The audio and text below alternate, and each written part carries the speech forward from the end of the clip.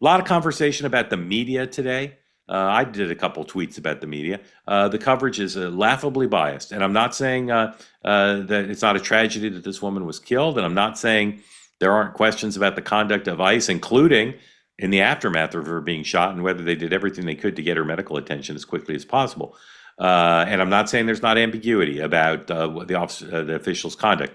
But what I am saying is the coverage is laughably biased. It is laughably dedicated. It's reminding me of Bonfire of the Vanities. They're building this woman up as a saint.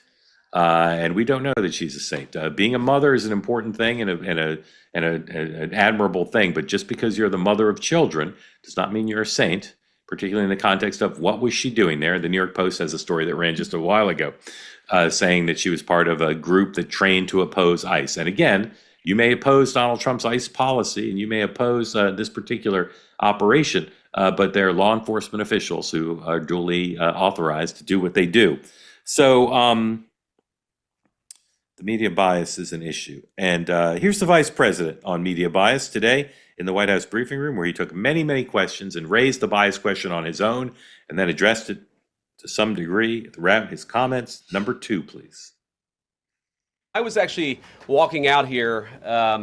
Somebody sent me a photo of a CNN headline about what happened in Minneapolis. And this is the headline. I'm just going to read it.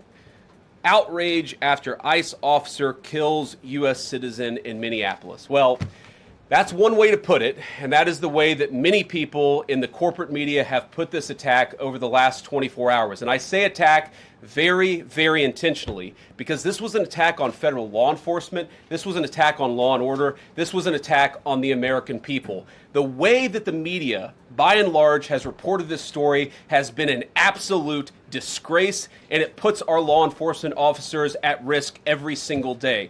What that headline leaves out is the fact that that very ICE officer nearly had his life ended, dragged by a car 6 months ago, 33 stitches in his leg. So you think maybe he's a little bit sensitive about somebody ramming him with an automobile? What that headline leaves out is that that woman was there to interfere with a legitimate law enforcement operation in the United States of America. What that headline leaves out is that that woman is part of a broader left-wing network to attack, to dox, to assault, and to make it impossible for our ICE officers to do their job. If the media wants to tell the truth, they ought to tell the truth that a group of left-wing radicals have been working tirelessly, sometimes using domestic terror techniques to try to make it impossible for the President of the United States to do what the American people elected him to do, which is enforce our immigration laws. The President stands with ICE. I stand with ICE. We stand with all of our law enforcement officers.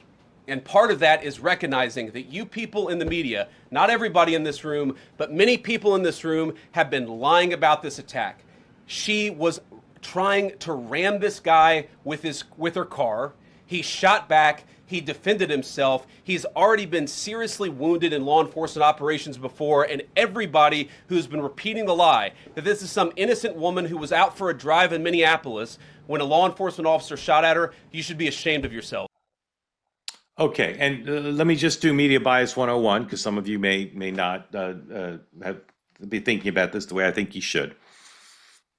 There's the liberal, progressive media, Huffington Post and Midas Touch and all that stuff, right? Primetime MSNBC, and then there's the conservative media. There's the Daily Caller, the Daily Signal, all that stuff, right? And then there's these places with enormous reach, even as legacy media declines, like the New York Times and NBC News, and they're biased.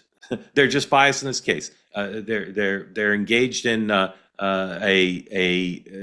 unacknowledged on their part effort to make Donald Trump lose, just as they did to George Bush and other Republicans. And so that's a factor here. That's just a factor, as it's been for many decades.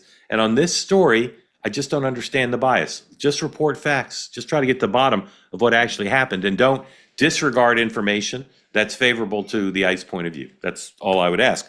Very glad to say that Cozy Earth is back as a sponsor. I wore my Cozy Earth pants all vacation. I wore them to the beach, and then I wore them, I'll mention the brand, I wore them to brunch at the Four Seasons. And no one said, Mark, why are you wearing your Cozy Earth pants here at the fancy Four Seasons? You just wore them on the beach. No one was the wiser. Cozy Earth products available, 20% off now, including the pants. CozyEarth.com, promo code 2WMM. That extends to the sheets, the bamboo sheets, the bubble cuddle blanket, all of the different pants that I love so much. Give the gift of luxury this year. Buy some for yourself.